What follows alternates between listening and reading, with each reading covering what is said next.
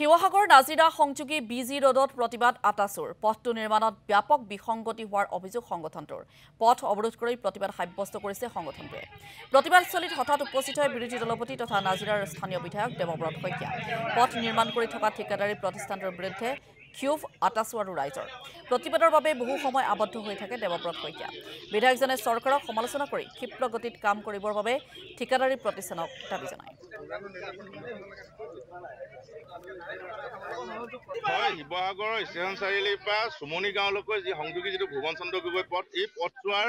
নিৰ্মাণৰ দায়িত্ব শিৱহালালকা নামৰ এজন ঠিকাদাৰক অৰ্পণ কৰা হৈছিলে কিন্তু আজি তেওঁৰ কৰ্ম কৰাৰ যি 2 বছৰ সময়সীমা বান্ধি দিয়া হৈছিলে এই 2 বছৰৰ সময়সীমা ইতিমধ্যে যোৱা এপ্ৰিলত পাৰ হৈ গুচি গৈছে কিন্তু এই যোৱা 2টা বছৰত আচলতে 10% কাম সম্পন্ন কৰিবলৈ তেওঁ সক্ষম নহ'ল আৰু এই যিজন ঠিকাদাৰ এই ঠিকাদাৰজনক লোক নিৰ্মাণ বিভাগে কিন্তু এতিয়ালৈকে তেওঁৰ ওপৰত কিন্তু বিহিত ব্যৱস্থা গ্ৰহণ কৰিবলৈ সক্ষম হোৱা নাই গতিকে ইয়াৰ পৰা আমাৰ এটা সন্দেহ হৈছে যে লোক নিৰ্মাণ বিভাগৰ যিসকল কৰ্তৃপক্ষ আছে বা অসম চৰকাৰৰ যিটো লোক নিৰ্মাণ বিভাগ আছে এই গোটেই বিভাগটোৱে আচলতে এই শিৱহালালকা নামৰ ঠিকাদাৰজনৰ লগত যেন কিবা তেওঁলোকৰ মিতিয়ালি আছে তেনেধৰণৰ আমাৰ সন্দেহ প্ৰকাশ হৈছে সংগত কাৰণত ৰাইজ ক্ষোভিত হৈছে আৰু ৰাজপথলৈ ওলাই আহিছে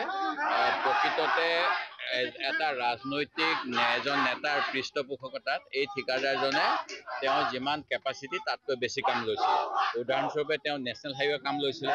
তেওঁ বালিঘাটৰ পৰা নকছাৰীলৈকে যাব লগা ৰাস্তাটো কাম লৈছিলে আৰু অসম মালাৰ এই কামটো লৈছিলে কামবিলাক লৈ তেওঁ সময়মতে কৰা নাই তেওঁ অসম চৰকাৰক প্ৰতিশ্ৰুতি দিছিল যে তেওঁ 2টা কাম চাৰেণ্ডাৰ কৰিব কিন্তু মই গম পাইছোঁ যে তেওঁ চাৰেণ্ডাৰ নকৰি কোৰ্টৰ আশ্ৰয় লৈ অসম চৰকাৰৰ বিৰুদ্ধে তেওঁ গোচৰ তৰিছে আৰু তেওঁ এতিয়া আৰ্বিট্ৰেশ্যনত নিবলৈ বিচাৰিছে এয়া দুৰ্ভাগ্যজনক এই গোটেইখিনি হ'বলৈ পালে তেওঁৰ ওপৰত শাসকীয় পক্ষৰ